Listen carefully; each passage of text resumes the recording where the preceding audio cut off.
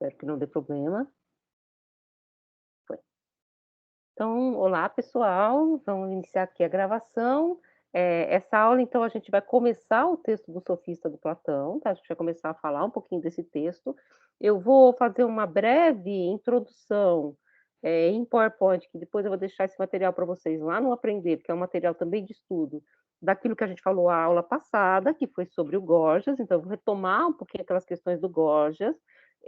Que questão, especificamente? Aquela questão do dizer um dizer, e do ti, o algo, que vocês vão ver que é importantíssimo aqui no desenho do Sofista, desse texto do Platão, em que existe aquela parte que a gente chama, que é conhecida como o parricídio, ou seja, eu preciso afastar Parmênides, ou pelo menos colocar Parmênides entre parênteses, para poder, de alguma forma, dialogar com o sofista. E vocês vão ver no texto do Platão, há várias partes que lembram o Tratado do Não-Ente, que, na verdade, volto a dizer para vocês, é uma paráfrase, é um texto que chegou para nós por outras mãos, é uma paráfrase de um texto perdido do Gorgias.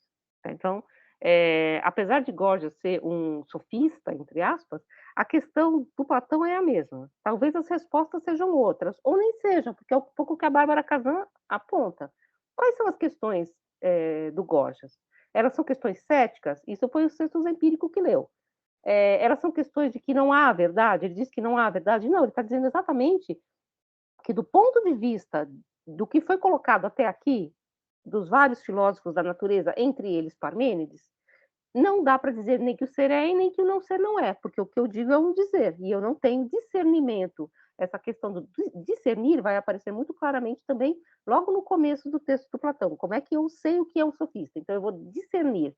E para discernir você vai fazendo aquelas separações, né? Ele vai fazendo várias separações. Primeiro tem aqueles que caçam, aí tem os que caçam por rede, os que caçam por armadilha.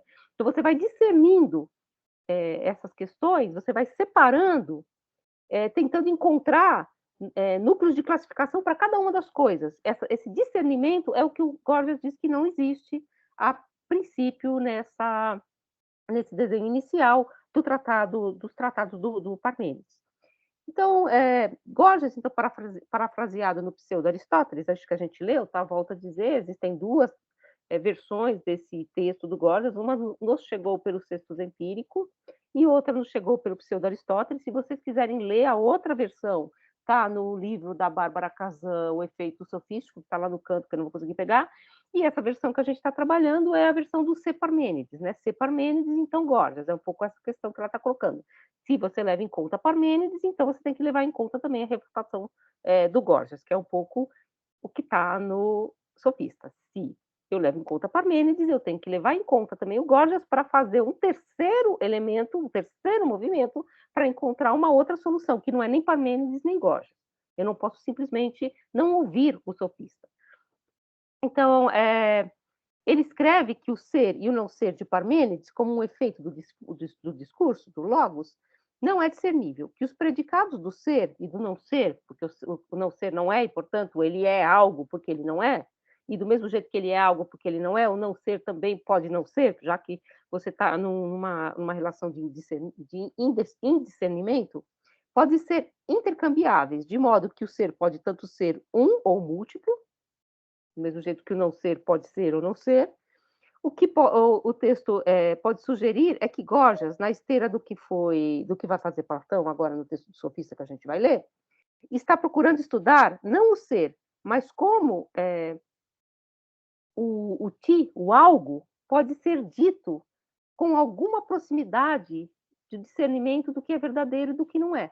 Então, é isso que ele está tentando pensar. Como discernir o que é mais verdadeiro do que não é? Se eu posso dizer que carros voam, e o próprio Parmênides diz, né?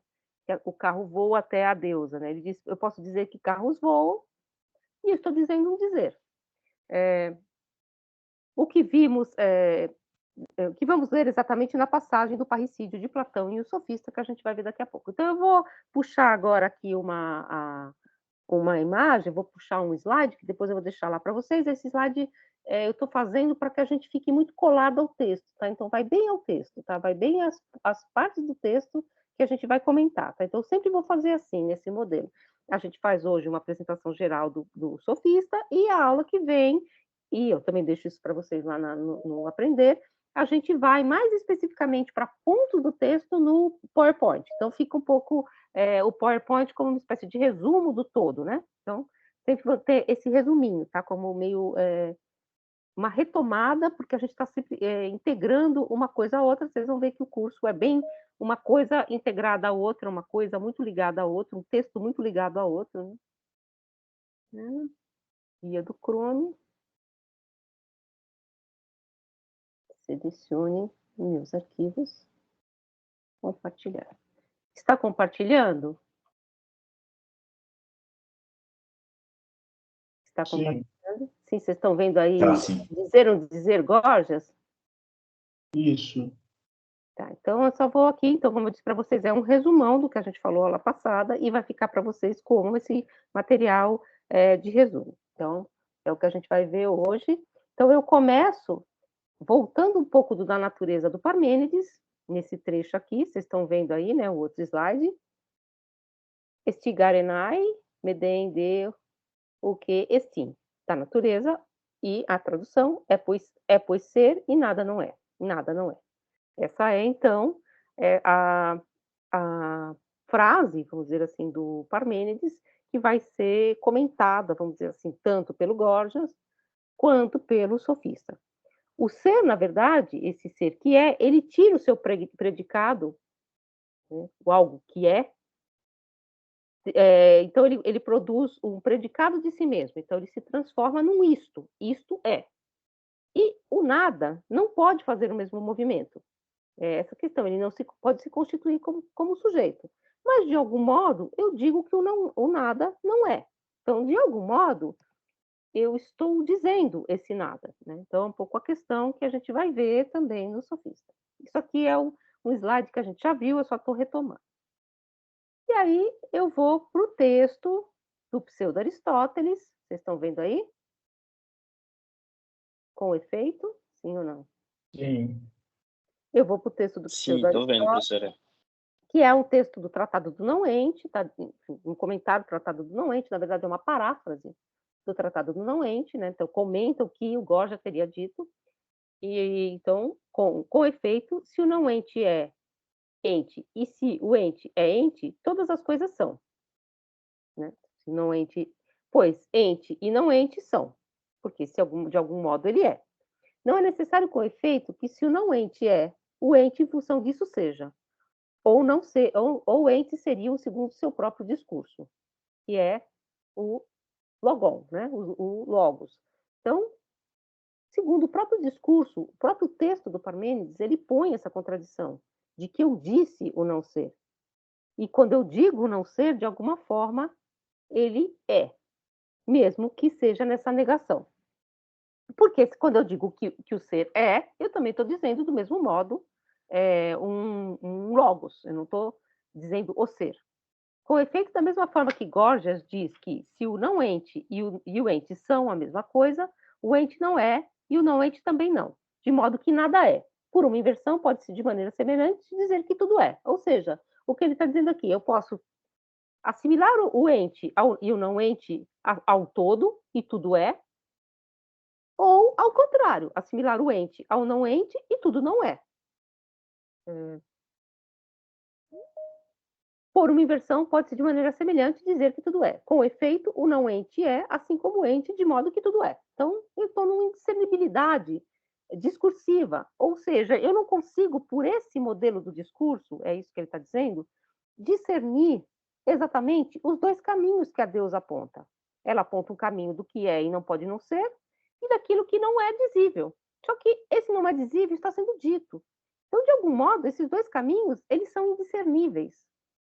E eles se confundem, eles não estão separados, eles se encontram em algum lugar. É por isso também que a Bárbara Kazan diz que o Gorgias põe o texto de Parmênides em espelho, né? Ele espelha esse texto. E aí vem uma coisa que eu acho que é muito importante nesse outro slide, que eu disse para vocês, e eu acho que aí vai toda uma teoria da linguagem já pré-anunciada, no certo sentido, pois, para começar, ele não diz uma cor. A pessoa que escreve não diz uma cor. Legei de croma. Mas um dizer, a lá logon, ela diz o logos, né, eu digo algo que é uma palavra. De modo que não há nem o conceber, nem o ver da cor, não mais que do ruído há apenas o ouvir. Quando eu digo vermelho, eu não disse cor, eu disse um dizer, eu disse uma palavra. E essa questão é muito importante dentro do que a gente vai ver também agora mais para frente com a questão do sofista.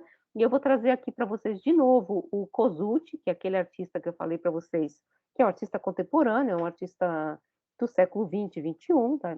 Essa obra é do século 20, mas ele é um artista que adentrou o século 21. E ele fez essa obra, né, enfim, esse trabalho, né, não dá para chamar de obra, que são 2 ou 3 cadeiras, o título, né. Então você tem a cadeira mesmo, a imagem da cadeira e a descrição da cadeira. Então ele vai trabalhar um pouco essa questão, das semelhanças e da do a palavra que diz a coisa mesmo e a imagem da coisa. Então essas níveis, vamos dizer assim, de ser, né, que vão reaparecer também no Sofista do Platão. Platão vai dizer que o sofista é muito mais próximo à arte mimética, aquilo que cria semelhanças, que semelha as coisas, do que, aquele que realmente está preocupado com a verdade. Então, nesse sentido aqui, essa questão do Kosuth, e trazendo para vocês também algumas ideias, se vocês quiserem brincar com isso em oficina, é essa ideia de como você diz o ser, né, você diz o ser por uma definição do logos, né, pela palavra, você também repõe o ser por uma cópia, que é uma imagem. Qual a relação desses 2 elementos com aquilo que é, com a própria cadeira, né, com aquilo que é o a coisa mesma? Então é um pouco um problema que a gente vai ver também nesse texto do Sofista. E aí terminando, tá, eu volto, então eu fiz um certo, percurso pelo texto e volto para a primeira frase do texto. Nada, diz Gorgias, é, mas se é, é incognoscível. E se é cognoscível, não é, no entanto, mostrável aos outros. Então, há um certo limite aí. Se algo eu não consigo conhecer. E se eu conseguir conhecer, de algum modo, por uma epifania, por um elemento divino, por alguma forma de revelação, eu não consigo mostrar aos outros, porque assim que eu for mostrar aos outros, eu vou ter que me valer ou de uma semelhança, como no caso das cadeiras, ou de um discurso, do logos. É necessário, com efeito, diz ele, Gorgias, que se algo é, que isso não seja nenhum nem múltiplas coisas, nem mais ingênito que engendrado.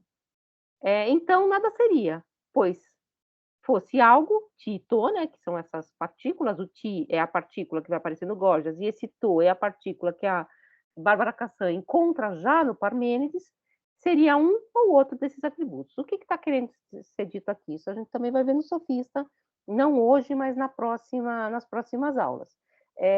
Eu não digo algo, eu digo algo sobre algo. Eu não digo ser, eu digo algo sobre seres.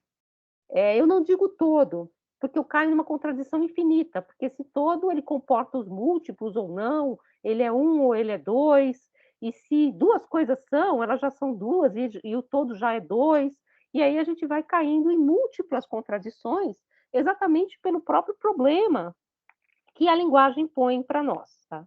Então é isso que o Gorgias põe nesse, ou que o pseudo-Aristóteles põe, né? Porque a gente não tem exatamente o texto do Gorgias, para nós e que vai reaparecer no texto do Platão, ou seja, Gorgias, que é essa figura que é do sofista, né, essa figura que é tão mal vista pelos textos platônicos e por toda a tradição platônico-socrática, é essa personagem que já pôs, vamos dizer assim, o problema. Já pôs o problema que vai ter que ser resolvido no sofista uma primeira vez e depois também pela lógica aristotélica e pelos problemas da metafísica aristotélica, que é exatamente o problema de você pensar essas relações entre ser, dizer o ser segundo os seus atributos e os seus predicados, né? Porque se ele é ser, ele possui predicados, mas o mesmo ser pode possuir um predicado e não o outro. Então, e você tem que dizer também esse ser na mudança, porque os seres mudam. Então, como fazer esse movimento sem perder, no entanto, e é por isso que é importante lembrar que o sofista fala, o estrangeiro, né, do sofista fala: eu não quero ser acusado de cometer um parricídio", sem esquecer que todos eles são, esses autores que a gente está lendo, herdeiros, da verdade bem redonda de Parmênides. Então é um pouco esse problema. Eles vão precisar se afastar dessa verdade bem redonda de Parmênides para responder a um problema que o Gorgias está colocando para nós. Então eu vou parar de compartilhar. Ficou mais ou menos claro? Não, né? E esse PowerPoint depois eu deixo lá para vocês, como uma espécie de resumo do problema geral que a gente está vendo. E a gente vai entrar, então, hoje no texto de Platão. Viu, então, nessas últimas aulas, o texto do Parmênides, o texto do Gorgias, como a gente tem percorrido esses textos, que cuja a leitura como modo da tradição do ser, da aletheia, da verdade bem redonda, da verdade contra aquilo que é o múltiplo. Deixa eu ver o que o pessoal está falando aqui. Boa noite. Lembra Foucault? Foucault? Bom, todos os filósofos depois vão ter que resolver esse problema, né, do ser que é múltiplo, sendo um, ou que é um sendo múltiplo, enfim, é um problema que eu acho que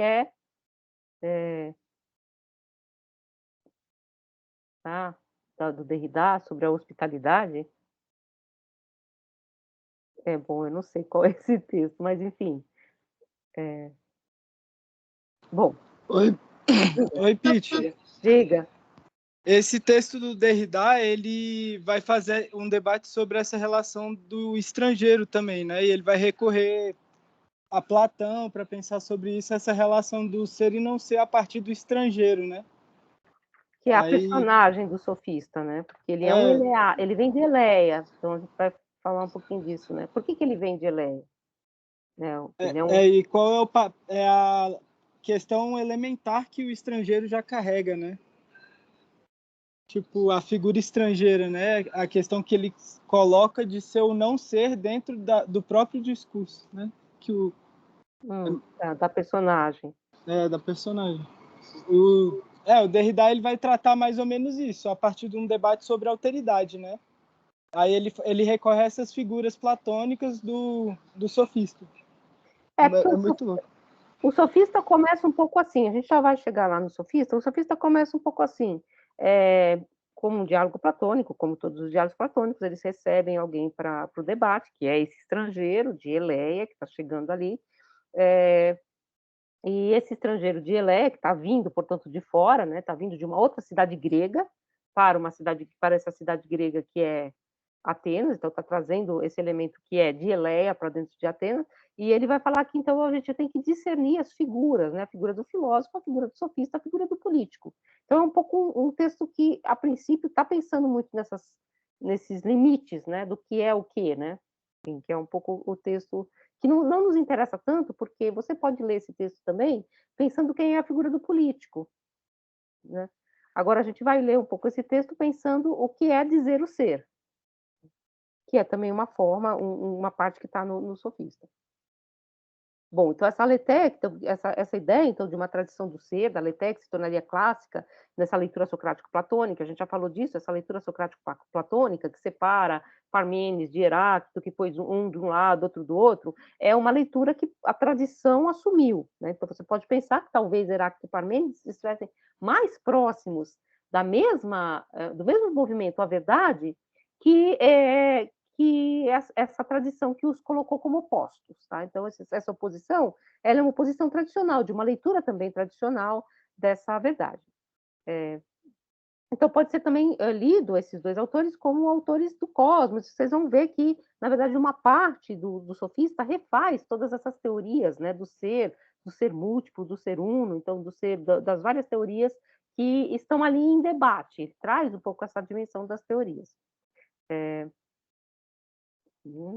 E tanto Heráclito como Parmênides estão trabalhando nessa noção de um desvelamento, da noção do velamento e desvelamento, que talvez, isso a gente depois vai ver com o Heidegger, não tenha realmente a ver com o problema que está sendo posto exatamente pelo Gorgias, que é o problema da linguagem.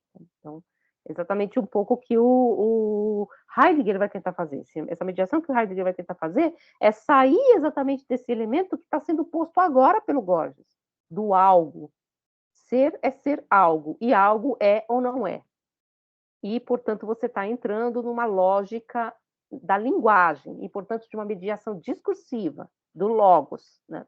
Racional discursiva, do logos, desse ser. E perdendo exatamente, vai dizer Heidegger, essa pergunta original desse desvelamento do ser, né? Que era a pergunta original que estaria ali, a pergunta primeira que estaria posta por esses autores originários, pensadores dos princípios, como diz o Heidegger, né? Mas aí a gente vai ver se a gente entra ou não nessa tomada, nessa posição do Heidegger, que é essa noção de que esses autores estariam falando da physis, e a physis não é algo que está à nossa disposição, não é algo, dizer algo sobre algo, é outra coisa, é outro movimento que estaria sendo feito aí. Então, bom, então, mas num certo sentido, então a gente vai ver nesses autores, né, como a gente vai ver agora Gorgias e esses autores que a gente já leu, que eles inserem essa perspectiva parmenidiana e heraclitiana e dos pré-socráticos, se vocês quiserem assim, ou desses autores originários, numa ordem da mediação. Que mediação? A mediação da linguagem. É isso que o Gorgias mostra claramente. Eu não digo uma cor. Eu não digo a cor. Eu digo algo sobre a cor. Eu digo um nome. Eu digo um logos. Eu digo um dizer. Eu digo, portanto, um signo, um símbolo. E essas questões vão sendo colocadas entrepostas, interpoladas à própria aparição do que é. Então, essa mediação que se põe entre o ser que conhece, o que conhece e o ser, e aquilo que se dá a ser conhecido, como uma partícula lógica, que é o sobre. Por isso que eu falei para vocês, a princípio, que é traduzido como nassividade e tal, que a gente traduziria mais propriamente como acerca da natureza, ou da natureza, se vocês preferirem, eu até coloquei o da natureza. Aliás, parênteses, não sei se o Carlos já chegou, mas muito interessante aquele livro que o Carlos trouxe do Fernando Santoro, tá? Porque várias das coisas que a gente falou estão lá também em notas, então fica bem bem no chão, né? Bem assim, fica bem apoiado, porque tudo aquilo que a gente falou das daimones, das deusas, da Peitó, da Temis, da Diké, estão ali em notas. Então vocês vão encontrar tudo que a gente falou nesse texto do Santoro, que é uma tradução. Enfim, a tradução eu não saberia comentar, porque eu acho que é uma tradução interessante, mas eu ainda prefiro, pelo ritmo, eu li a tradução, mas eu ainda prefiro pelo ritmo a tradução dos pensadores, mas é só uma questão de gosto mesmo, tá? Porque eu acho que poeticamente ela é mais bonita. Essa é uma questão de gosto, realmente. Agora, a tradução do Fernando Santoro é muito técnica, então é muito interessante mesmo aquele livro que o Carlos encontrou para a gente, colocou lá no Zap. Se vocês quiserem, depois eu coloco lá no Aprender também. Então, só parênteses. Então, essa partícula lógica, é por isso que eu estava falando. O Fernando Santoro traduz só da natureza, da natureza. Não é sobre a natureza. Sobre a natureza é dizer algo sobre algo. É exatamente isso que a gente está fazendo agora, esse movimento que a gente está descrevendo. Então, essa partícula lógica, pois própria ao discurso, logos. E Melisso, um algo, né, se interpõe à impessoalidade do ser de Parmênides, que não tem sujeito. Você não sabe exatamente quem é o sujeito daquele discurso. Né? Como aquele núcleo redondo, ingênito, ilimitado, anarcon, né, sem começo, sem fim, ateleton, né, então sem forma, no certo sentido, redondo, porque todas as suas partes são iguais. Enfim. Esse núcleo ontológico, nesse núcleo ontológico, esse texto que a gente leu acrescenta o sujeito do ser, um ti, um algo. Então, você coloca um sujeito ali, uma espécie de partícula subjetivadora, que vai fazer, portanto, que o ser se torne uma espécie de elemento de predicação. Embora depois a gente vai ver que existência não é predicado, mas, enfim, aqui você está nesse elemento de predicação. Um algo, e para que algo seja, esse algo, portanto, se desdobra em sujeito e predicado. A mesma coisa acontece com aquilo que não é, porque você também desdobra o que não é em algo que é ou não ser. E nesse imbróglio, como a gente viu, é que Gorgias vai movimentar na semelhança desses dois discursos, desses dois caminhos, exatamente a sua crítica em direção ao poema de Parmênides, e tomando um rumo, embora o Gorgias não vai dizer isso claramente, claro, uma decisão clara para a noção de sujeito e predicado, sujeito e mediação do logos. E põe, portanto, uma noção de que é preciso poder pensar que nada é para que algo seja também. Então, eu preciso poder pensar ou escrever ou descrever numa ordem da predicação e da lógica do discurso que algo não é. Porque senão eu não consigo sequer dizer que algo é. Ou tudo é ou nada é e pronto, as coisas se equivalem. Se ser e não ser respeitam as mesmas formas do discurso, se valem das mesmas formas do discurso, ambos são equivalentes e a sua ação discursiva se autoanula. É um pouco essa a questão. E se algo é, mas é imediato, intangível ao logos, é incomunicável e, portanto, também, de algum modo, incognoscível. Se é, mas eu não posso falar, eu não posso ver, eu não posso dizer, também está escapando exatamente dessa rede que me permitiria conhecer algo. Como vimos, então, se Parmênides, como figura ontológica do ser, remete à origem, e a leitura dessa leitura de Heidegger, né, que fala desse ser que não tem sujeito e tal, esse Parmênides, relido pelos sofistas e depois também relido pelo Platão, aproxima-se daquilo que Adorno vai chamar de uma catástrofe anunciada, já nos primórdios da filosofia. É a mediação abstrativa que põe o ser a pensar, tal como está ali naquela nossa epígrafe do curso. Então, essa questão ela está posta, e, segundo Adorno, ela está posta já em Parmênides. E por que isso é interessante? É interessante ou problemático? Porque Adorno está dizendo que, portanto, nós não podemos fazer o movimento que Heidegger está propondo, né? De voltar a esse ser, porque esse elemento de mediação, de algum modo, já está ali, prenunciado, a catástrofe já está ali. Agora, então, a gente vai ler, dentro dessa relação que a gente viu, o texto do Platão, o sofista, como o Fábio já falou, o sofista, ele tem esse desenho, né? Todos os textos de Platão começam um pouco assim, você tem uma espécie de desenho de uma personagem que chega para tomar o discurso, às vezes essa personagem é um sofista, né? No Protágoras, no próprio Gorgias, que é um texto de Platão. O Platão tem um texto que chama Parmênides, né, que é o Sócrates conversando com Parmênides, que é um texto dificílimo também. E aqui, quem está trazendo esse elemento primeiro é um estrangeiro. Só que ele é um estrangeiro de Eleia, tá? Então ele é estrangeiro grego, tá? Não é totalmente estranho, né? Não é um bárbaro. Mas esse estrangeiro, então, está trazendo esse elemento para o debate, né? Então ele coloca esse debate e a primeira parte que a gente vai comentar hoje, porque eu vou dividir esse texto em duas partes, porque eu queria comentar bem demoradamente, põe exatamente a questão da instância de interposição entre o verdadeiro e o pensamento. E ele diz, um método. A gente precisa ter um método para dizer a verdade. Então, não é dizer a verdade. Dizer a verdade já não é algo que está posto como um caminho a ser seguido simplesmente contra o não ser. Eu preciso de um método, e mais, esse método, né, que o estrangeiro vai propor é um método de discernir. E vocês vão ver o texto, né, inclusive uma parte grande desse texto fala sobre a pesca, sobre as atividades de pesca, que é bem interessante, porque num outro texto do Vernon, que vai falar sobre a METIS, né, que é a inteligência intermediária, a inteligência que articula, ele vai falar desse elemento da METIS, que aparece muito num tratado de pesca, que chegou até nós, um tratado de pesca grego, que ele diz que também influenciou muito esse texto do Platão. Né? Como dizia como se dizia no Renascimento, Platão era um pintor, ele poderia ter sido até um pintor, né? Alguns autores acham isso, que ele tinha como profissão pintura, mas a gente não sabe, né? Ele era dito pintor, né, no Renascimento.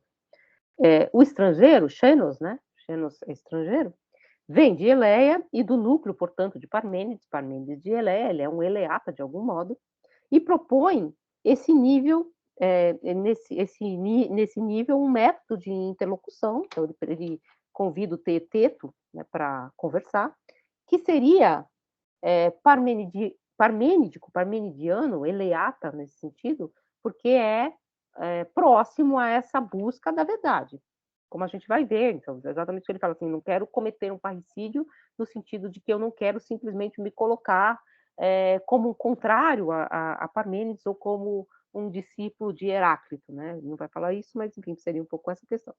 A segunda parte do debate, que a gente vai entrar depois, do diálogo, ela entra em confronto com as leituras que foram feitas de Parmênides, entre elas as de Gorgias, então as várias leituras que foram feitas de Parmênides, e põe a problematização dessa necessidade de uma logicização do discurso para falar o ser. O núcleo de questões platônicas, então, ele começa falando qual é. A Amanda falou alguma coisa aqui. A USP confirmou o alvismo sem recurso de aula. Muito obrigada, professora. Saudades demais das suas aulas. A USP confirmou ao vivo sem recurso de aula. Estética é lindo demais. Mas voltando. Então, esse núcleo, ele vai começar com um núcleo de questões que é muito propriamente platônico. Então, o estrangeiro chega e pergunta para o Teteto, né? O Teteto se põe como, você fica como meu interlocutor, qual é a técnica, qual é a técnica, qual é a arte do sofista. Então, se eu vou tentar discernir o sofista de todos os outros personagens da cidade, do filósofo, do sábio, do político, eu tenho que entender qual é a arte que ele domina. Porque se ele é alguém que se põe como uma personagem que, inclusive, vende o seu modo de falar, o seu modo de agir, ele não é a tecnós, né? Ele não é sem técnica. A tecnós é uma palavra que aparece muitas vezes, né? A tecnós, o ingênuo, o simplório, aquele que não sabe nada. Não, ele é um técnico. E se ele é um técnico, portanto, se ele é alguém que domina uma arte, eu tenho que saber que arte é essa. E eu tenho que conseguir circunscrever essa arte. Qual é essa arte que o sofista domina? Para saber quem ele é e, portanto, para conseguir, num certo sentido, descrevê-lo, separar, né? Ele fala muito dessa questão do separar, né? Do discernir, né? E se a gente voltar, então, um pouquinho a outros textos do Platão, por exemplo, na República, isso já está dado também. Na República, quando ele vai falar, por exemplo, do problema da mímesis, né, que enfim, já que ela falou de estética, eu lembrei aqui, ele vai falar que você tem vários níveis de técnicas, né? Você tem a técnica daquele que sabe a flauta por sua essência, que é a técnica do músico, é uma técnica. Você tem a técnica daquele que constrói a flauta no mundo, é uma técnica derivada da técnica essencial, é uma técnica que tem uma parte de ser e uma parte de não ser, é uma técnica voltada para a opinião, e você tem aquilo que é totalmente atecnosa, aquilo que não sabe o que está fazendo, que é exatamente aquele que é da ordem da mímese. O miméticos é aquele que não domina nem ser nem não ser, porque ele não sabe do que ele está falando, ele fala exatamente isso, né, da questão da mímese lá na República. Então, esse é o desenho. Você tem alguém que sabe as coisas por sua essência, aquele que sabe as coisas no mundo, o técnico que tira a flauta da madeira, e aquele que pinta a flauta, portanto, não sabe absolutamente nada da flauta, nem de como tocá-la, nem de como construí-la. Sabe da flauta apenas uma aparência. E ele vai fazer exatamente a mesma comparação com a questão do sofista. Vemos como então esse argumento ele aparece nessa primeira parte do Sofista, inclusive em Estética se lê muito esse trecho, porque é nesse trecho do Sofista, o que não tem nada a ver com o nosso assunto aqui, mas que tem um certo interesse, que ele separa, Platão, dois modos de mímese, inclusive, uma mímese que é icástica e uma mímese que é fantástica, uma mímese que é conforme a cópia e uma mímese que é conforme a aparência. Então, ele separa essas duas, mas são duas formas de mímese. Mas percebam que todo o texto é marcado por discernimentos. Então, ele vai discernindo, vai separando essas partes. Então, ele se inicia o diálogo com esse aporte metodológico que se desvia do assunto principal para fazer um cerco, vamos dizer assim, em torno dessa questão, exatamente, desse assunto, com uma rede de distinções e especificações precisas e mesmo abstratas, de certo modo, a partir das quais se faz possível separar a técnica daquele que é a tecnós, daquele que não tem técnica nenhuma, e nessas técnicas, seus vários níveis, a que se volta essa técnica, como que ela age, de que meio ela se vale, que técnica é essa, que técnica é essa, a técnica do sofista, que é um pouco isso que ele está desenhando. O que faz, então, o sofista? E ele vai falar os vários níveis dessa técnica. Primeiro, a quem ela se volta? Aos jovens ricos. Como se volta? Por meio da heurística, né? de um jogo do discurso. E o que faz? Faz transitar, negocia, né? Ele faz que é uma espécie de comércio. E se esse material que é negociado é próprio ou apropriado? Faz circular o discurso da virtude ou faz circular qualquer coisa? Então, o que circula? Então, quais são esses elementos dessa técnica? E qual seria a função dessa matéria também, que é feita de, de forma de negociação pelo sofista? O que ele negocia, né? E também como você distingue também ao que se volta essa matéria? Ela pode se voltar ao corpo, como a purificação da medicina, ou ela pode se voltar à alma, como a purificação da alma. E ele vai falar de uma medida purgativa. O método permite, então, aos debatedores, esse método de separar, então vocês percebam que é um método que ele está aplicando, né? Vamos, o estrangeiro. Vamos separar. Então, a gente pega um todo, as artes da caça. E aí a gente vai separando nessas artes da caça pedaços. A gente pega um todo, a arte da sofística. E aí a gente vai separando essas partes para encontrar exatamente os elementos que circunscrevem essa prática nos seus elementos mais próprios. E faz, portanto, que eu entenda quem é esse sofista. Então, esse método permite aos debatedores precisar de que técnica se trata a sofística. Então, exatamente para o que ela se volta, como é que ela age, como é que ela circula, qual é a sua matéria, né, ao que ela se volta, como ela se apropria ou não do discurso, em oposição a outras duas personagens, que depois ele também vai tentar circunscrever, o político e o filósofo. Então, a gente pode dizer que essas distinções metodológicas elas estão tentando mostrar para a gente o que é um sofista, ou seja, aqui já não mais naquele elemento do Gorgias, né, que é o sofista é um pensador, mas sim alguém que não está comprometido com aquilo que está pensando. Um mero. E aí é isso que ele está tentando dizer, o que é um sofista. O que é um político, o que é um homem político na cidade, as grandes personagens da cidade, e quem é o filósofo. Então, para fazer isso, eu tenho que distinguir um pouco aquilo que o Gorgias está fazendo em relação ao ser e não ser. Se está tudo todo indistinto, eu não sei o que é uma coisa e o que é outra, e uma coisa passa pela outra. Então, esse método da distinção que ele vai começar a elaborar nesse texto do sofista.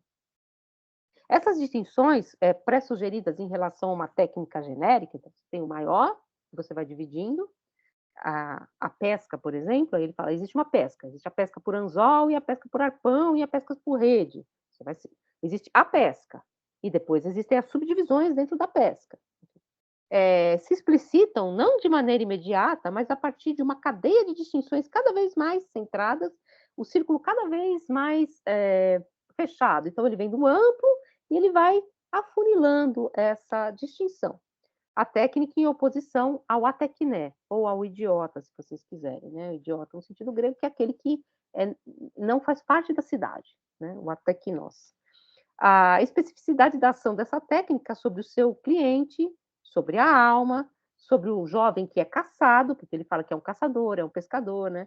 Por esse negociante de discursos que é um pouco o sofista.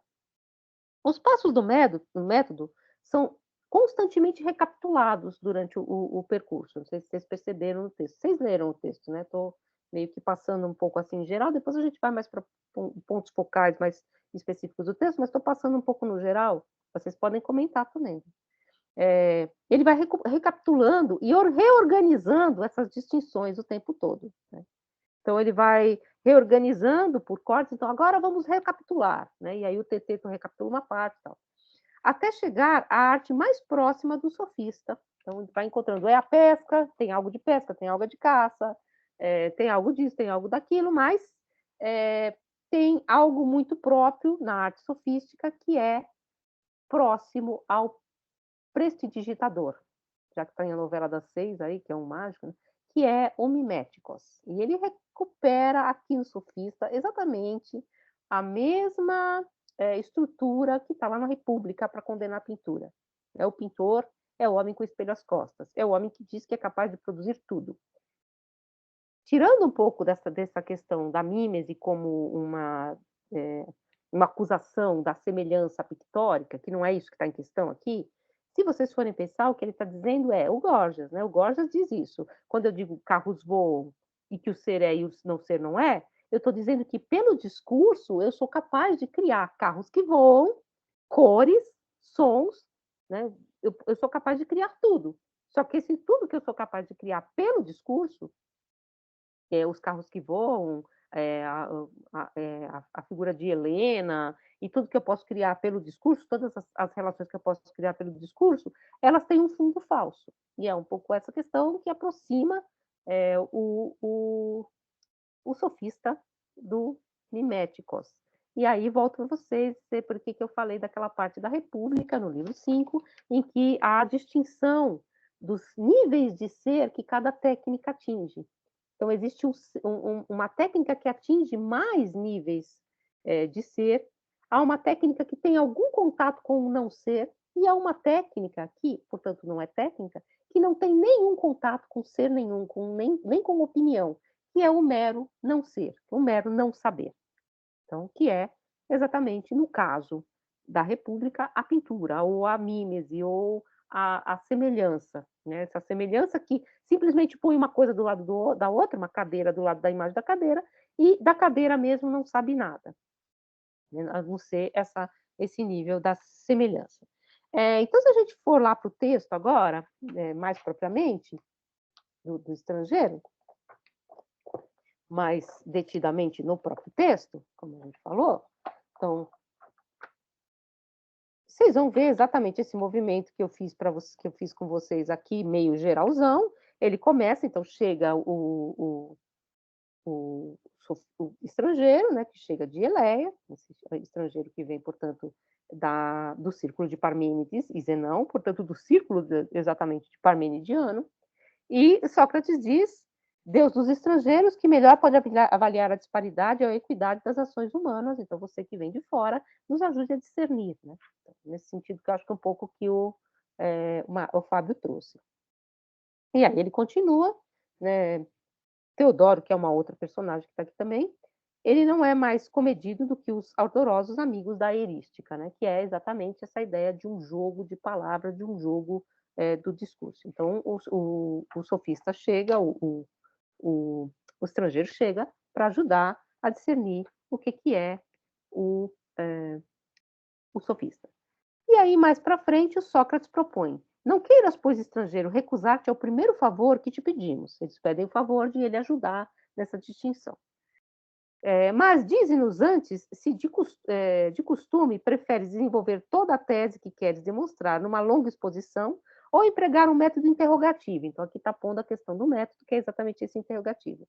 Em dias distantes, de que em dias distantes se servia o próprio Parmênides, ou seja, esse método, que é um método interrogativo, segundo esse texto, é acreditado ao próprio Parmênides. Então, o próprio Parmênides teria se valido desse método, que é um método dialógico, que depois vem ser entendido como um método platônico. E aí o estrangeiro diz, então, sim, eu aceito, né?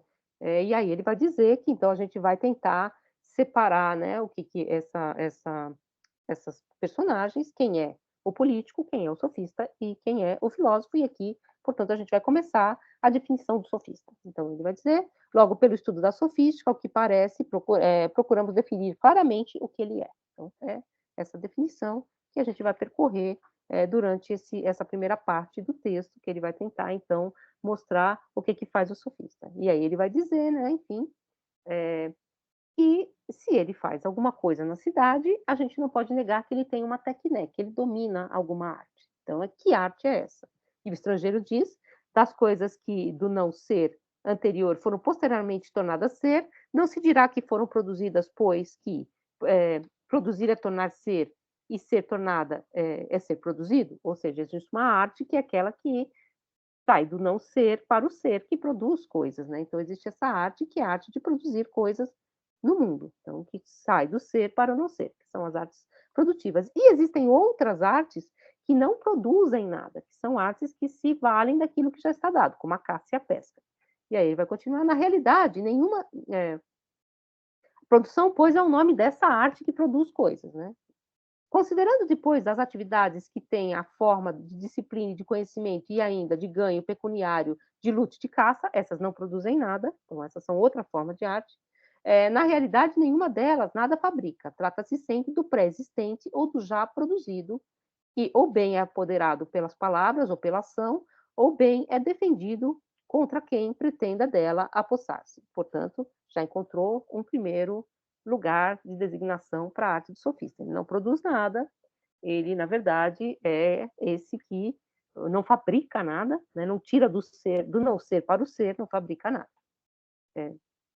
E aí ele vai dizer, se a aquisição e a produção assim compreende o conjunto das artes, sobre que título devemos nós, Teteto, colocar a arte do pescador com anzol?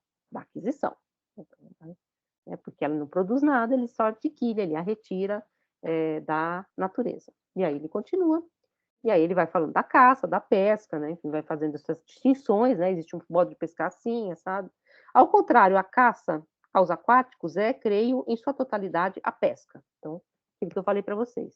A gente está na página 133, deixa eu dar a indicação para vocês, 133, 219, 219D. D? Não. 220B. Tá aqui no ladinho. O de vocês tem também, né? Então, ele vai dizer assim, então você tem a pesca e a caça. Então, o que ele está dizendo aqui? Primeiro você tem o todo, a pesca. Né? Então, você tem o todo dessa arte, a pesca. A pesca é o todo. Depois você tem as subdivisões dentro desse todo. E nessa espécie de caça aquática, que é a pesca, portanto, você tem a caça, dentro da caça, a pesca, e dentro da pesca, as subdivisões da pesca. Podemos, atendendo às suas partes mais importantes, distinguir ainda duas divisões. E aí ele vai subdividindo a pesca em duas partes, que é a de arpão, a de rede e de anzol. Você vai dividindo, subdividindo essas artes. Então, o que ele está dizendo assim, então a gente vai pegar uma arte e ainda dentro dessa arte encontrar subdivisões a essa arte. Aí ele vai dizer, então vamos aplicar esse método de definição que a gente usou para definir. Parece uma célula, é bem por aí, por aí. Então ele vai usar aquilo que ele pegou para definir as técnicas. Né? Então ele começa pelo todo, vai definindo a separação. Então tem aquelas que fabricam e aquelas que adquirem. Dentro das que adquirem tem a caça dentro da caça tem a pesca, que é uma caça aquática, não é a caça dos animais que voam nem dos animais que andam. Dentro da pesca tem a pesca de anzol e a pesca de rede. Então você vai criando essas subdivisões. Então ele está mostrando um método. E aí, vamos aplicar esse método agora à nossa definição. Ou seja, o que ele faz? Ele faz um cerco. Parece que ele está falando de outra coisa. Né? Parece que ele está falando da pesca, da caça. Ele faz, então, um grande cerco, né? Fazendo uma grande cercadura metodológica, e agora volta para o sofista. A aplicação do método na definição do sofista. E aí ele vai de volta novamente para o sofista. E aí ele diz, e esse homem, Teteto, como consideraríamos o sofista? Como um leigo, um ateknos. Leigo é o ateknos, né? O leigo é aquele que não tem domínio na arte. Do leigo você não cobra nada, né? O pescador que pesca por prazer, então ele não tem técnica. Se tem, não interessa, né? Ele é um leigo, ele é ateknos, ele é um simplório também, às vezes é traduzido assim. Ou em toda a sua competência de sofista. De forma alguma, como um leigo, como um ateknos. Pois entendo bem que queres dizer. Nada tem de leigo quem traz um nome assim importante. Se você é um sofista, você não é um leigo. Então, vamos lá. Então, vamos aplicar esse movimento para o sofista. Então, ele tem uma arte determinada. Mas que arte seria precisamente? Então, assim, então aí ele vai dizer que ele vai falar, então, ele não é uma espécie de, ele não fabrica nada, né? Ele é mais próximo do caçador e do pescador. Ele não é uma espécie de pescador ou caçador de homens. Então, aí sim. E que homens ele caça? Quem são as suas vítimas, vamos dizer assim, ou os seus clientes, se vocês quiserem? Os jovens ricos. Então, eles, entretanto, a partir da caça aos seres animados, existem aqueles que caçam os seres domésticos e aqueles que caçam os seres da natureza, e vai fazendo essas subdivisões. E aí ele diz assim, o estrangeiro, sim, se considerarmos o homem como um animal doméstico, aí está na 200 e... Aqui é tão pequenininha a letra, ficou procurando. 222b. Sim, se considerarmos o homem como um animal doméstico, escolhe a tese que mais te agrade.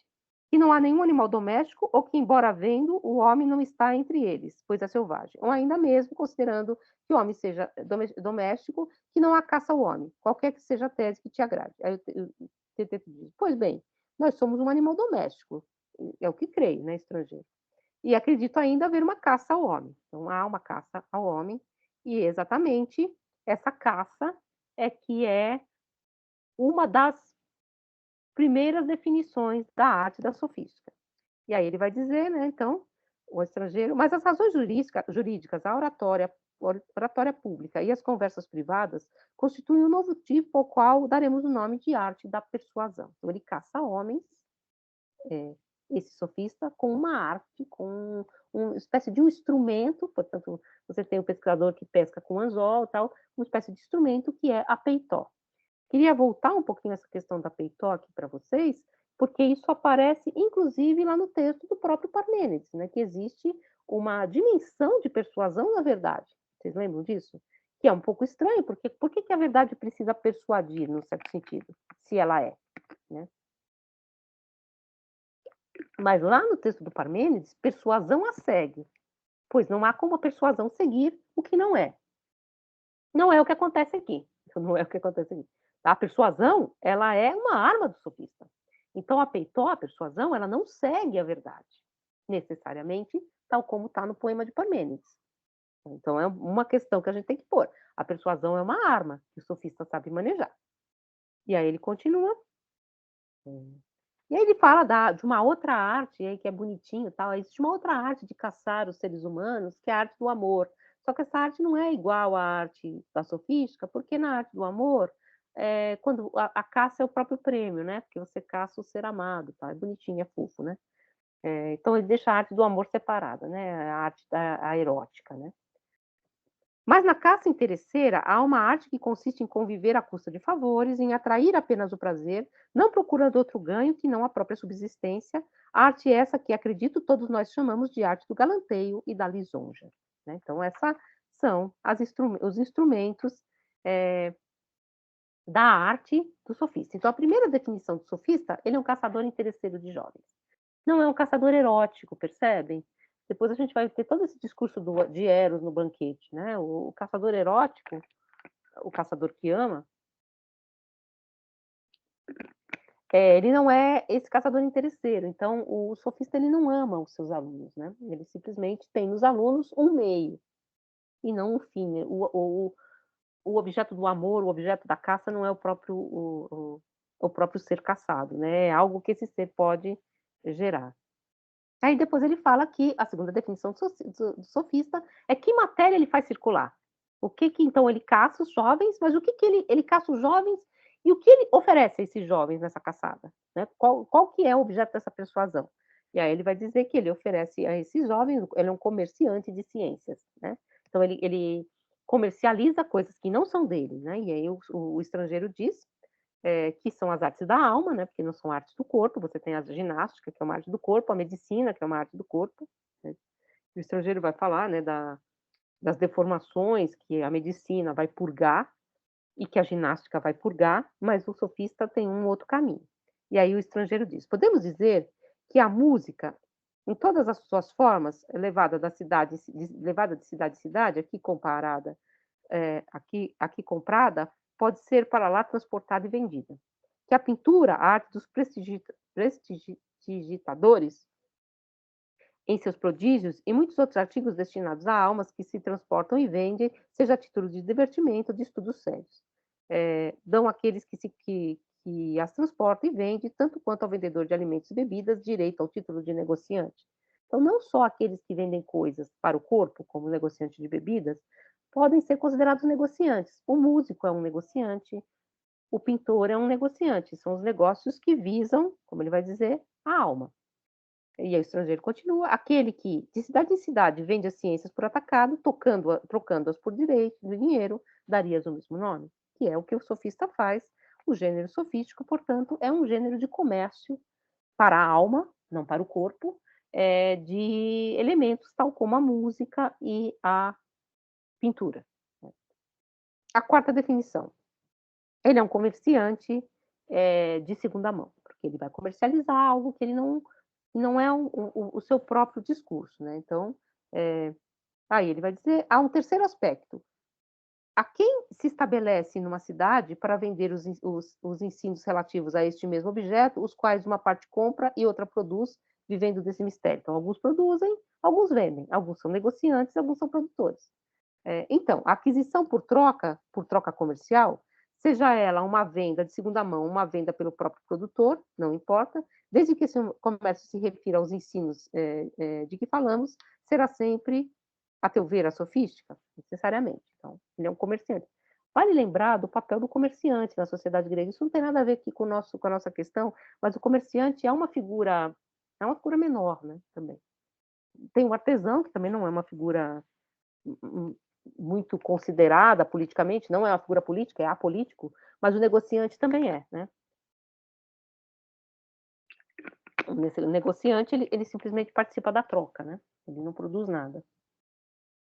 A quarta definição, portanto, ele é um heurístico mercenário. Ele vende a sua própria capacidade de manejar a persuasão. Então, isso é. E depois ele vai dizer também que o sofista é um refutador de aluguel. Ele refuta. Então, pegando um pouco aquilo que vocês viram no texto do Parmênides, do Gorgias, o que o Gorgias faz? Ele refuta o texto do Parmênides. Só que aqui aparece uma questão que é interessante. Ele vai falar de uma outra arte, né? Então, ele vai falar que existe uma arte, que é a arte de... Aqui está no texto, está a arte de separar e a arte de discernir, né? Então, essa arte de discernimento, de separação, né? Que também um outro elemento de descrição, de circunscrição das artes. E ele vai dizer que existe, né, nessa separação as artes que se voltam à separação das coisas materiais e aquelas que se voltam à separação da alma. E aí ele vai dizer, por exemplo, que existe as medidas purgativas para o corpo e as medidas purgativas para a alma, a purificação da alma. E claro que o sofista, ele já disse, é voltado para a alma. Ele diz, por exemplo, aqui, né, eu vou pegar esse exemplo, porque o exemplo da medicina vai reaparecer muito no Aristóteles, né? Então, ele vai dizer aqui na página 145, 229, 228d. Ora, ignorar é precisamente o fato de uma alma tirar-se a verdade, e nesse próprio impulso para a razão desviar-se, não é outra coisa senão um contrassenso. Perfeito. Devemos, pois, afirmar que na alma insensata há fealdade e falta de medida. Então, a fealdade e a falta de medida, que são no corpo corrigidas pela medicina e pela ginástica. A fealdade é corrigida pela ginástica, tá vendo? Se a gente quer feio, é porque a gente não faz ginástica. E a desmedida pela medicina, então, por essas medidas purgativas. Na alma, ela é corrigida, ela precisa também ser corrigida, porque senão a alma se lança à verdade e se perde. E é nessa correção exatamente que vai entrar o refutador profissional, ele vai entrar, vamos dizer assim, nessa alma como um refutador profissional. E aí ele vai dizer que a pior coisa de todos, né, é nada saber e crer que se sabe. Então, é um pouco esse problema da purgação da alma. E, portanto, ele vai dizer que o sofista é um grande refutador também, então ele é capaz de mostrar esses elementos de purificação, de lidar também com eles, né? Então ele vai falar, mas aqui abaixo, na página 147, vocês estão seguindo ou não conseguem seguir de jeito nenhum? Mas, na verdade, eu estou fazendo um resumão, tá, gente? Porque nada disso interessa muito propriamente para a gente, tá? Mas vocês percebam o método, né? Tem a caça, dentro da caça, a caça aos animais aquáticos, dentro da caça aos animais aquáticos, aí dentro dessa caça você tem os instrumentos, aí quais os instrumentos são voltados para quais objetos, quais são os seus, para onde se volta, como que faz circular, então ele vai sempre circunscrevendo esses elementos. Então ele vai dizer aqui embaixo: "Há na realidade, o estrangeiro, um princípio, meu jovem amigo, que inspira aqueles que praticam este método purgativo. O mesmo que diz ao médico do corpo que da alimentação que se lhe dá não poderia o corpo tirar qualquer proveito enquanto obstáculos internos não fossem removidos.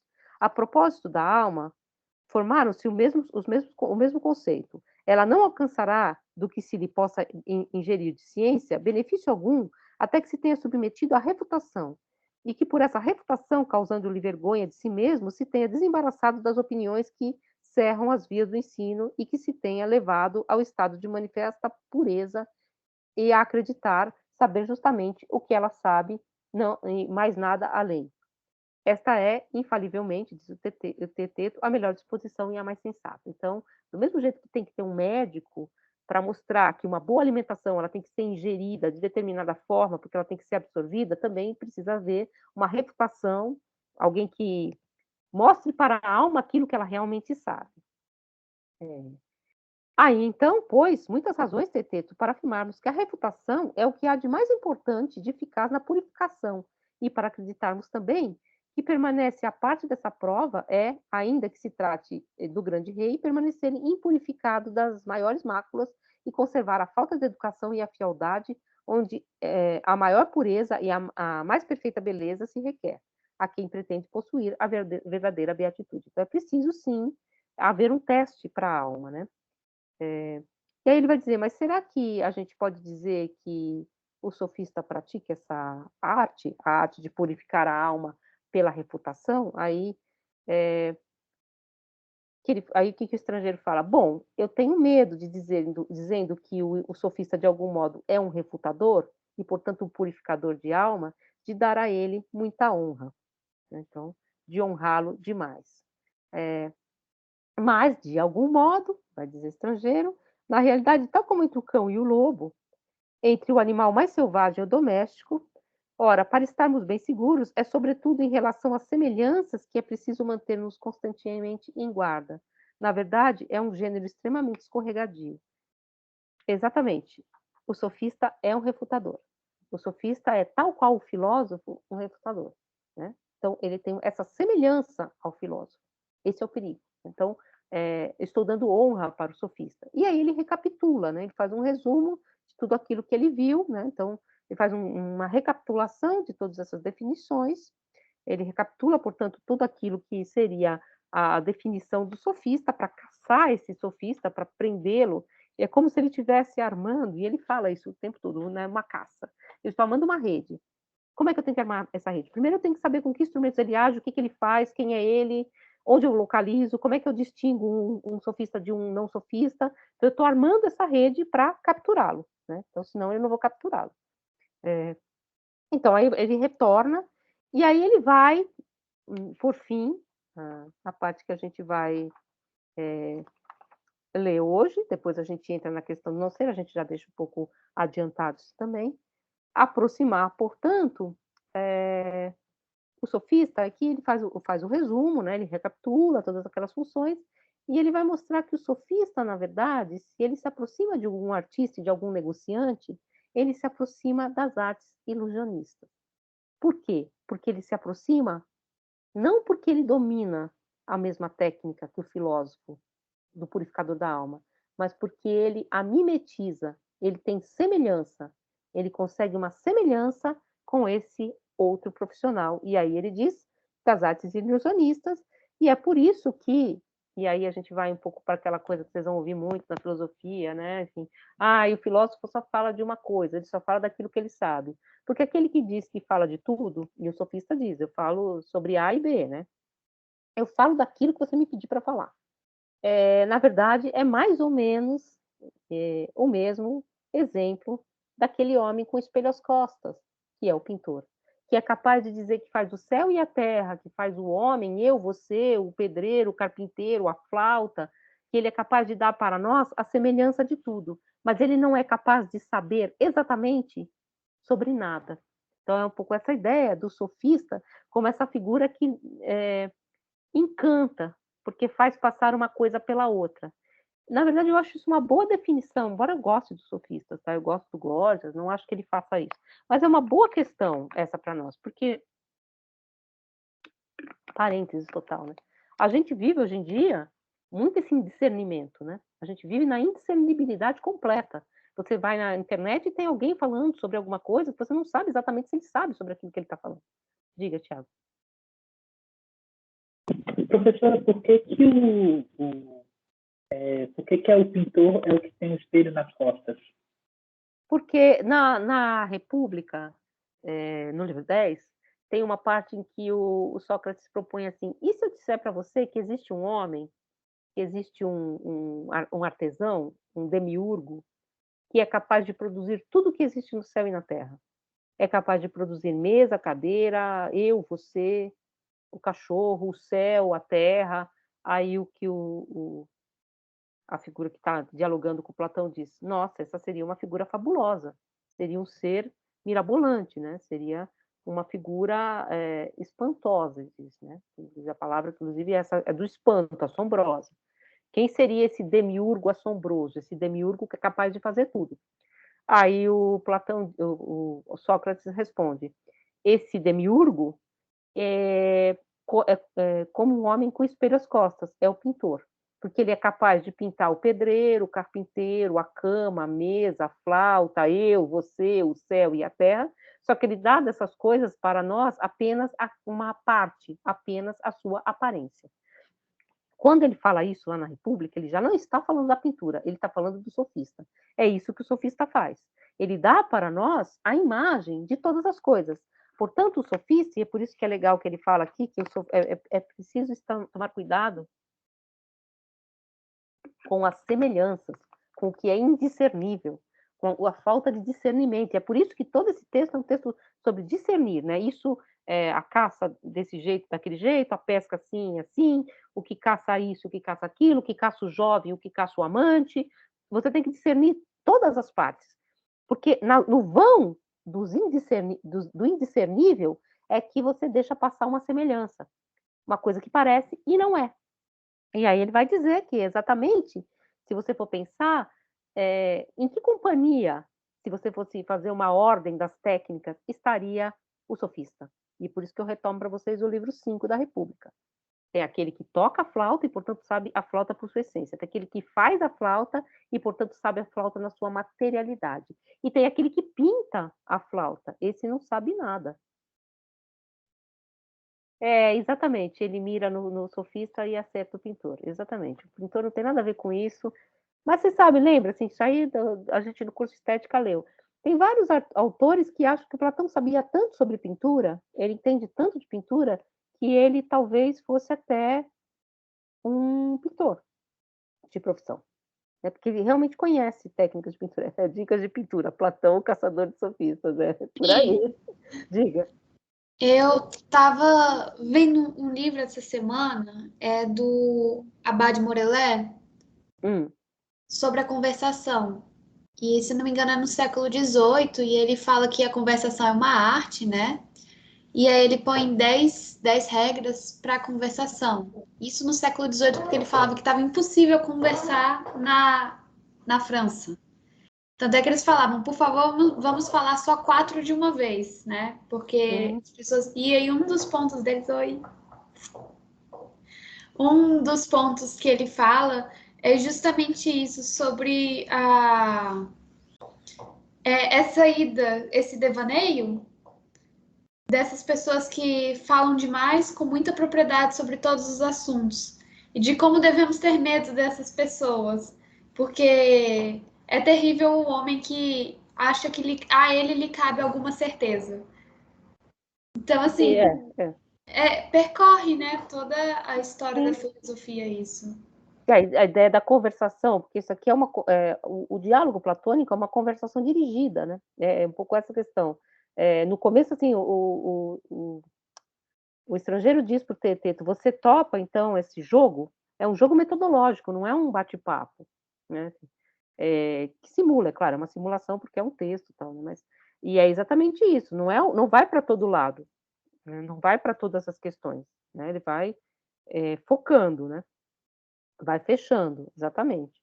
Lembrei agora uma coisa nada a ver, hein, mas, enfim, do meu último curso para formação de professores que virou isso aí, sabe, que todo mundo falava ao mesmo tempo, ninguém sabia do que a gente estava falando, e de repente você está falando de tudo e de nada ao mesmo tempo, né. Então você está falando tudo tem a ver com tudo, é um pouco isso, as semelhanças elas vão ligando tudo, né, de repente se a gente começar a conversar aqui, daqui a pouco eu estou falando do jogo que eu vi hoje de tarde, que eu estava torcendo pro time que árabe, e vai embora, e aí daqui a pouco a gente está falando da guerra na Síria, né? Porque tudo tem a ver com tudo numa espécie de constelação. Só que isso não é filosofia, exatamente, né? Então, mas é isso que o senso comum acha que é filosofia. Se você fala que faz filosofia, as pessoas acham que é só isso. Você fica falando e nunca chegar a lugar nenhum, né? Que é exatamente o contrário, né? É exatamente o contrário que o Platão está dizendo aqui. Esse que fala e vai encantando pela palavra e pela persuasão, e vai refutando, inclusive para purificar a sua alma, inclusive tem essa didática, ele pode ser simplesmente um sofista. E quem é o sofista? Ele vai dizer que o sofista, ele trata, como ele fala de tudo, por que ele fala de tudo? Ele só fala da aparência de tudo, ele só fala de uma casca das coisas. Ele não quer penetrar a essência das coisas, ele não tem sequer uma opinião sobre as coisas, é um pouco essa questão que aparece na República e reaparece aqui, porque quem tem opinião sobre algo. E se você não está preocupado com algo, você simplesmente está mostrando um jogo de sombras, você pode até acertar, mas você não está acertando porque você quis, né? Isso é parecido com o que Heidegger fala sobre a crítica da arte? Como um filósofo pode criticar a arte? Um filósofo. Então, na verdade, assim, a pintura aqui, ela entra muito como uma metáfora, né? Então, ele vai dizer da arte mimética, né? Ele vai falar exatamente agora das artes ilusionistas, né? Ele vai falar que se existe uma arte da qual ninguém aguenta mais esse professor, só rindo da minha cara na USP, só humilhação. Que vocês estão falando, gente? É de mim? Tá uns papos cruzados aqui no chat. E aí ele vai falar assim, se há uma arte, portanto, que se aproxima da sofística, essa arte que é um jogo, e ele está pegando aqui até um termo que do Gorgias, né, que o logos é um grande soberano, é um grande jogo, né, o logos joga. Né? Então ele vai falar que é um jogo, e qual é a brincadeira mais divertida que existe? E aí ele diz, o estrangeiro, essa parte é famosa, toda a crítica de arte trabalha com ela. Então, quando se afirma que tudo se sabe, que tudo se ensinará a outrem por quase nada, e que em pouco tempo, não é caso de se pensar que se trata de uma brincadeira? Eu vou te ensinar tudo o que você quiser, em pouco tempo, a leitura dinâmica, né? Aquele papelzinho que distribui aí, assim, leitura dinâmica, saiba tudo, leia tudo em pouco tempo tal. Você não vai achar que se trata de uma brincadeira? Aí sim, sim, vai uma brincadeira, né? Aí ele vai dizer, então, ora, conheces forma de brincadeira mais sábia e mais graciosa que a mimética? Qual é a grande brincadeira? A brincadeira das semelhanças, de você pôr coisas que semelham coisas umas do lado das outras, e eu não sei mais o que eu estou vendo, como, por exemplo, no teatro também. E aqui ele vai falar, mais abaixo, assim, o homem que se julgasse capaz por uma única arte. Então, que arte é essa? Que arte é a arte da sofística? Por uma única arte, eu sou capaz de dizer tudo, né? Uma única arte, uma única técnica, né? De tudo produzir, como sabemos, não fabricaria, afinal, senão imitações e homônimos da realidade. Hábil na sua técnica de pintar, ele poderá, exibindo de longe os seus desenhos aos mais ingênuos meninos, dar-lhes a ilusão de que poderá igualmente criar a verdadeira realidade e tudo o que quiser fazer. É claro que é uma metáfora, né? Um lugar de um deslocamento, né? Eu faço uma imagem e engano os incautos. E quem são os incautos? Os jovens ricos que eles estão caçando, né? Então, não é que você vai ser enganado pelo pintor. Mas isso é muito interessante, assim, como esse texto é bem focado. Por uma única arte, eu sou capaz de dizer que faço você conhecer tudo. Que arte é essa? É a arte da mimética. É a arte do... Que homem é esse que está lá na República? Que homem é esse que é capaz de fazer tudo? É um pintor. É o homem que dá para nós apenas a casca da realidade. Então, qual é a arte dele, se é que ele tem uma arte? É a arte da mimética. E aí ele vai dizer, é uma arte de simulacros. E aí esse trecho é muito importante, porque ele vai, na verdade, é uma distinção muito importante mesmo para toda a história da arte, né? Que o Platão vai fazer aqui, que não nos interessa aqui em metafísica, mas enfim, que existem 2 modos de imitar. Um modo que é icástico, que é a cópia daquilo tal qual é, e um modo que é fantástico, é a cópia daquilo tal qual parece. Esses 2 modos são mímese. Só que um é mais pior ainda, se a gente pode falar assim, né? É pior ainda que o outro. Se a mímese em si mesma é ruim, a mímese da cópia ainda dá das coisas uma certa semblância do real, da verdade, né? Vale lembrar que a palavra real é uma palavra derivada de aletés, né? Do real. Agora, aquele que copia a aparência, ele copia a cópia, é a cópia da cópia, é a cópia daquilo que já não é uma aparência. E aí ele faz esse exemplo, né, que é um exemplo muito interessante para quem vai estudar arte depois. A primeira arte que distingo na mimética é a arte de copiar, é a icástica. Ora, copia-se mais fielmente quando, para melhorar a imitação, transporta-se do modelo às suas relações exatas de largura, comprimento e profundidade, revestindo cada uma das partes das cores que lhe convém. Então, eu pego exatamente o tamanho, a métrica daquilo que eu estou copiando e passo para a cópia, mais ou menos como no cânone de Policleto. Eu copio o homem tal qual ele deveria ser, né? Então, eu tenho a medida de todas as coisas, a medida mais exata. Agora, existe um outro tipo de mêmese, que manda a verdade passear, que dá a mão à verdade, né? Que dá tchau para a verdade e copia, sacrifica a verdade para enganar o olho. E ele fala que os artistas fazem isso por uma espécie de artifício, que pode ser válido na arte, só que ele está fazendo uma metáfora. Que artifício é esse? Vocês sabem que você precisa encurtar a parte de cima quando você está pintando, né? Você tem que criar uma falsa ilusão, inclusive às vezes meio forjada, para dar para o seu espectador a aparência, por exemplo, de que você está vendo uma coisa de baixo para cima. Então, o que você faz? Você deforma, não é isso que a gente faz? Quando você quer fazer uma figura, se bem que isso não existia na Grécia, tá? Mas uma figura, você quer mostrar que a mão está na frente, né? Então, quando você vai pintar, é bidimensional. Só que eu tô com a mão na frente, tipo aquelas coisas de história em quadrinho, né? Eu tô com a mão na frente. O que eu vou fazer? Eu vou simular no plano que existe uma dimensão diferente aqui, vou desenhar a minha mão maior que a minha cabeça. Isso aqui não é real. É tal como aparece. É uma ilusão. Ou seja, a ilusão da ilusão. É simulacro. A palavra é fantástica, é fantástico, né? Então, dando a mão à verdade, não sacrificam os artistas as proporções exatas para substituí-las em suas figurações pelas proporções que dão ilusão?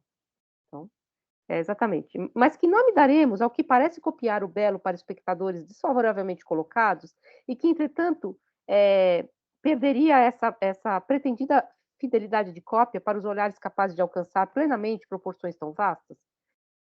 O que, assim, simula a cópia, é cópia da cópia, como disse o Tiago, mas que de forma alguma não seria um simulacro, um fantasma, né? É a palavra geralmente. Então, essa mímese, aí ele diz, aí estão as 2 formas que te anunciei da arte que produz imagem. A arte da cópia, icástica, castiqué, e a arte do fantasma, fantastiqué. Isso mesmo.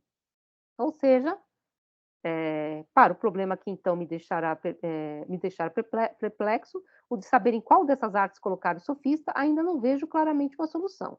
Esse homem é verdadeiramente um assombro, e é muito difícil apanhá-lo. A mesma palavra, assombro, que ele usa, a mesma palavra, que ele usa na República, no livro 10, Platão usa para falar do pintor.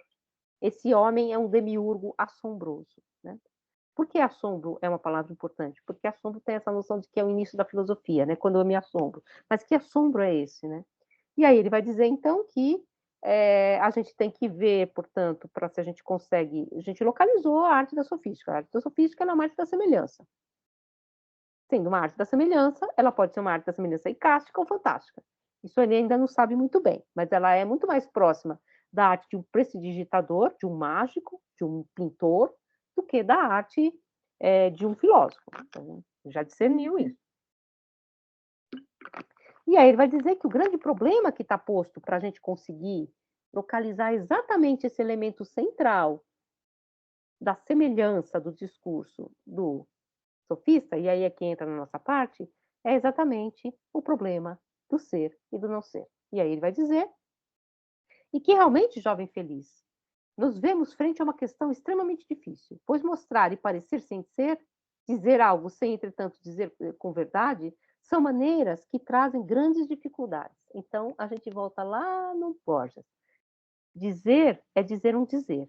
E como é que eu sei que esse dizer tem algum compromisso com algo que é? Ou se esse dizer é simplesmente um dizer que não tem fundo nenhum e apenas mostra das coisas uma casca de aparência? Então, é um pouco o problema que vai aparecer aqui. Que modo encontrar na realidade para dizer ou pensar que o falso é real sem que já, ao proferi-lo, nos encontremos enredados na contradição? Vocês percebem que é exatamente o texto do Gorgias? Como que eu vou dizer o falso como falso, se quando eu digo falso eu preciso dizê-lo? Né? Quando eu preciso enunciar que o não ser não é. Parece que até aqui ele está falando com o Gorgias, né? Parece que ele está conversando com o Gorgias, exatamente. Na verdade, Teteto, a questão é de uma dificuldade extrema, e é a questão do Parmênides. E aí ele vai dizer, né, como afirmava o grande Parmênides, né, diz assim, a ausência de uma tal afirmação é supor o não ser como ser, e na realidade nada de falso é possível sem essa condição. Depois a gente vai ver um pouquinho, porque a gente vai ver o termo aletheia, que é o termo verdade, que é desvelamento. O termo falso também é um termo latino, não é o termo que aparece em grego, e não é o contrário de verdade. Falso é pseudo, é algo que se põe no lugar, é uma máscara, né? É algo que não tem exatamente esse fundo, não é o falso latino, né? Que é aquilo que tende ao falsear, né? É o pseudo, né? É uma coisa que engana, na verdade, né? Era o que, meu jovem? Já afirmava o grande Parmênides, tanto em prosa como em verso. Então, aí ele até diz que o Parmênides escreveu em prosa. E aí ele vai dizer que Parmênides diz, né? Então ele cita aqui, jamais obrigarás o não ser a ser, e vocês sabem que o texto do Parmênides que nós temos foi montado a partir desses trechos que foram citados, né? Então foram citados por outros autores e a gente ótimo, os especialistas montaram esse texto do Parmênides tal como nós temos. Então nós sabemos de Parmênides, e isso é muito interessante para a gente pensar, pela lente dos outros autores que o leram, né? Porque foi assim que ele se conservou para nós. E aqui a gente está vendo exatamente isso acontecer com o próprio Platão. O Heráclito também tem frases do Heráclito que a gente conhece citadas por Platão. Então, citadas num determinado contexto. E sabe-se lá, se não, já um pouco deturpadas, né?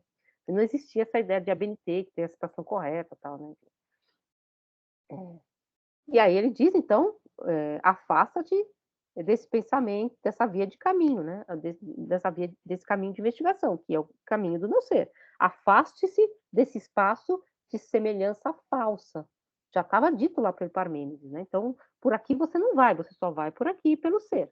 Esse é o grande problema. Como é que, se eu não for por aqui, eu consigo enredar e caçar o sofista? Porque eu só vou pelo ser. E o sofista vai para onde ele quer, né? Ele vai passeando de um lado para o outro, ele vai escorregando de uma parte para outra.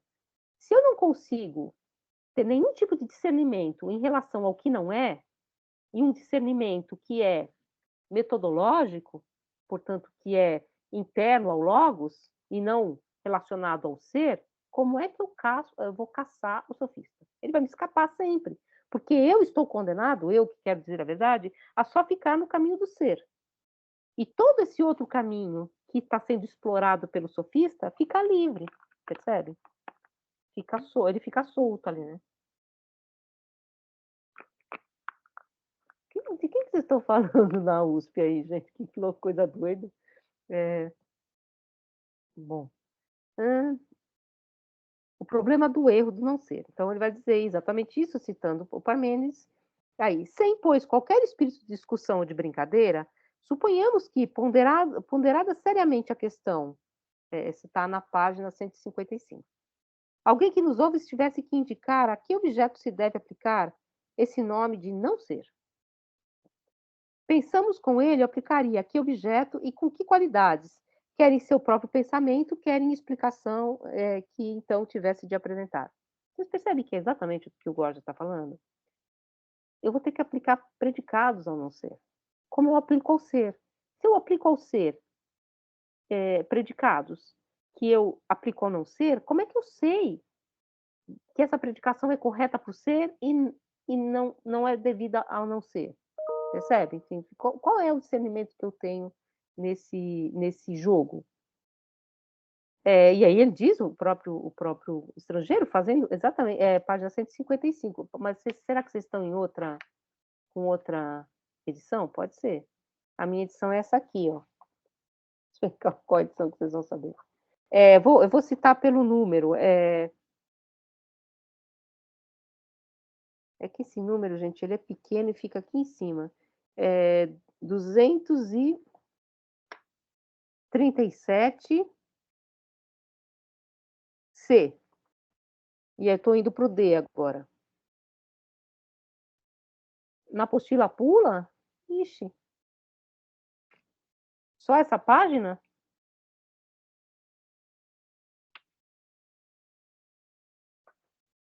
Ah. E vai para onde depois o texto? Ixi. Pô, gente, desculpa, não tinha visto isso aí.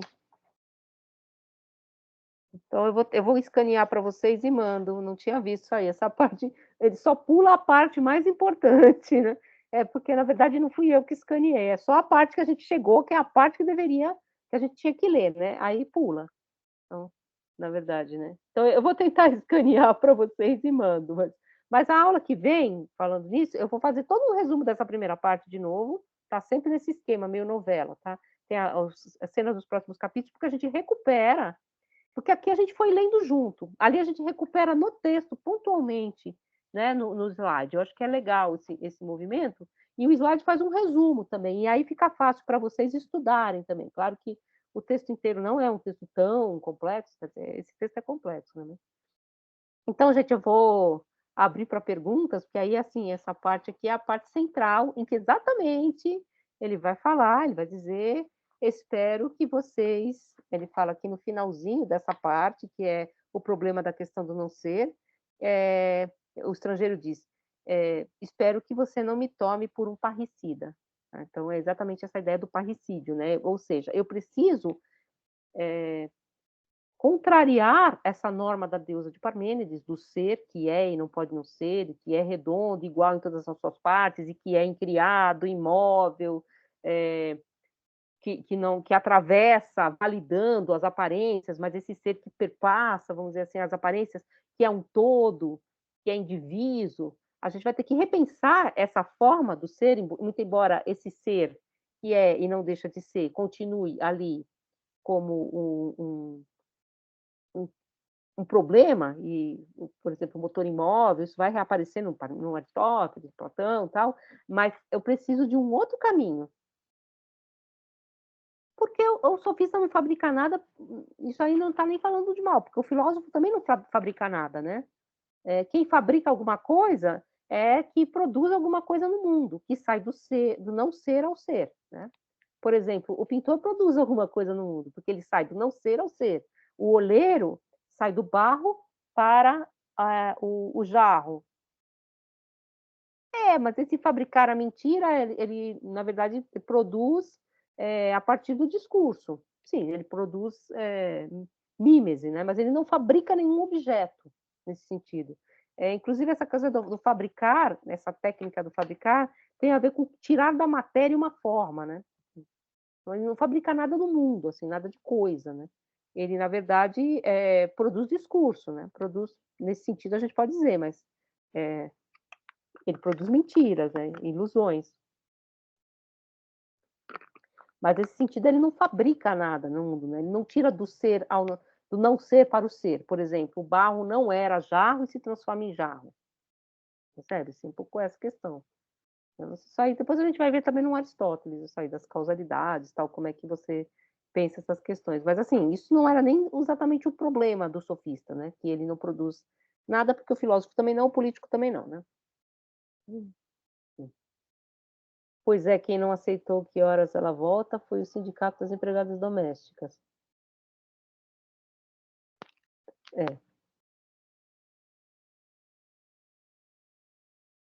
Pareceu que o parricídio se dá por meio da interlocução com Gorgias, mas e o Heráclito? Aristóteles não vai dizer que Platão, no fundo, não era um heraclitiano? Então, o Heráclito não está aparecendo aqui, né?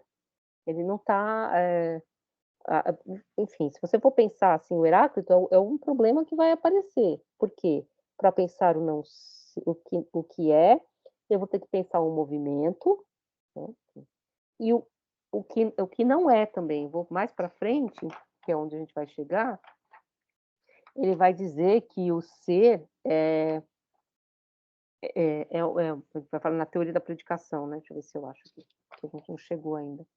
Que o ser, nessa dialética, ele é porque ele não é, entendeu?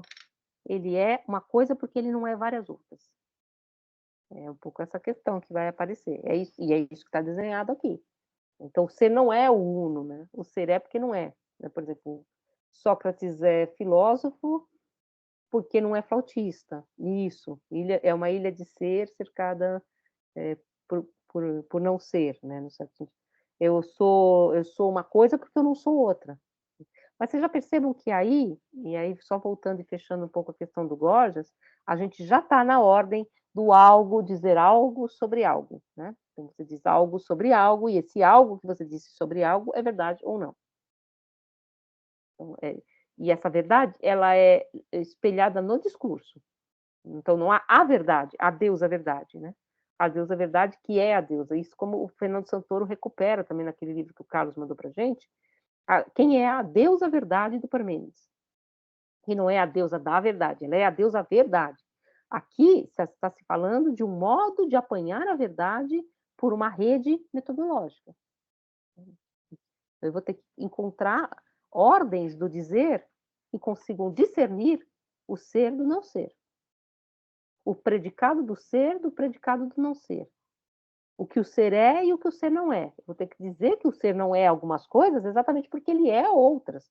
Que é exatamente o que o Gorgias diz. Se eu digo que ele é imóvel ou imóvel, se eu vou jogando esses predicados, mas esse ser, eu não sou capaz de produzir nenhum discurso do verdadeiro ou falso, se eu digo que ele é imóvel, ou que ele é móvel, que ele não é, que ele é um, que ele é dois, que ele é múltiplo, que ele é uno, eu vou trocando esses elementos de lugar, mas eu não tenho nenhum tipo de discernimento claro para separar na linguagem essa ordem predicativa, se ela é verdadeira ou falsa. Então, se tudo é, se nada é, pronto, né? Assim, sabe? Você fica um pouco nesse indiscernível, que é um pouco o que o estrangeiro está dizendo, exatamente. Se eu só seguir a senda do que é, me escapa todos esses elementos do que não é. E ele vai falar mais do problema, que eu não vou falar aqui porque está no parte que vocês não têm. Ele vai dizer assim, se eu digo que o ser é um, e o outro, o ser é um, ele é um todo, indivisível. Agora, se eu tenho dois seres, já não posso dizer que o ser é um, porque o ser é dois.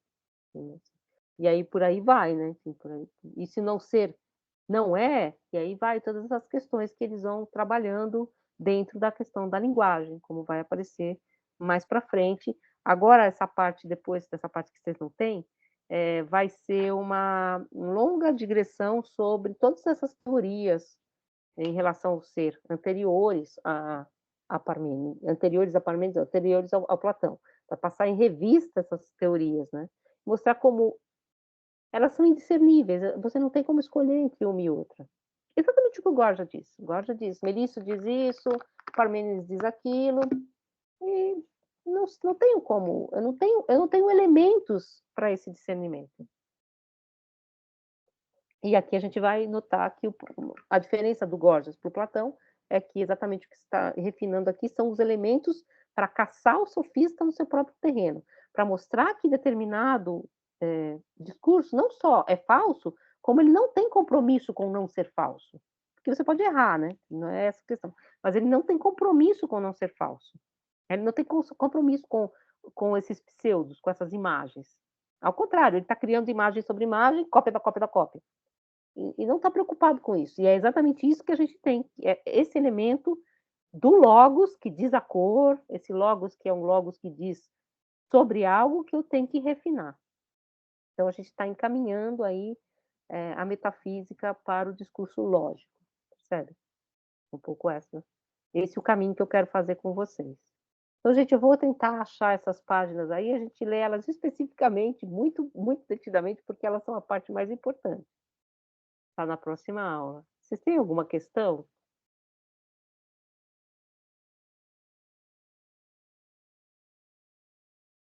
Licença, professora. Toda. Você falou que a aletheia não tem como oposto o pseudo, né? Então, assim, qual que seria a deusa, né, assim, que em contraponto, assim, com a aletheia? A aletheia é não esquecer, não é isso? Não Não esquecimento. esquecer. Então, a aletheia é verdade também. A aletheia são as palavras para dizer verdade, nem sempre é uma deusa, né? Agora, o que o Heidegger diz é que você não tem o oposto da palavra aletheia, né? Você não tem o não verdade, né? Porque a aletheia é uma palavra dita pelo negativo, né? Ela é dita pelo não, pelo a, né? Pelo alfa privativo. E ele diz que pseudo, que é a palavra para dizer falso, é uma palavra de outra categoria, vem de outro lugar. Então, ela não é o contrário de aletheia, entende? Eu ponho no aprender essas páginas que estão faltando. Mas essa parte do pseudos a gente vê depois, tá, gente? Porque está lá no final, lá no texto do Parmênides, a gente vai ver lá no final. Mas, assim, essa oposição que nós fazemos entre verdade e falsidade, né? E essa noção de verdade, tal como ela é descrita, como ela é traduzida, por exemplo, você traduz ora verdade, ora realidade. Que o real é a verdade, então, é a mesma palavra. Só que os textos traduzem e tal. Eu não fui muito no grego aqui nesse texto, porque esse texto já é um pouco difícil e tal, mas a gente compara depois, na próxima aula, alguns trechinhos que eu já separei, tá? Algumas palavras, só para vocês notarem onde que aparece essa palavra verdade. Porque na tradução, a gente não assimila mais verdade a real, né? Então, a gente já está, né? Está separado. Né? Não é a mesma palavra. Né? Então, é um pouco isso. E o contrário da verdade é o falso, né? Não é verdadeiro. Né? Pseudo tem outras ressonâncias, convoca outras coisas também, além dessa noção de falsidade. É um pouco que o Heidegger vai tentar recuperar, isso nos pré-socráticos, na verdade, em Parmênides, né? O que seria o que não é a verdade, né? Que é o falso, latino, né? Vem pelo latim. Mas isso a gente vê depois, tá? Aqui deixa quieto. Acho que a gente não vai trabalhar isso ainda não. Você tem alguma questão, ou várias questões, ou todas as questões do mundo? Porque, como vocês estão sem essa parte do texto, não vou avançar muito. Eu faço um PowerPoint para a gente avançar mais rapidamente a aula que vem e mais detidamente no texto. Então, gente, eu vou parar de gravar para a aula não ficar imensa, porque elas estão ficando imensas. E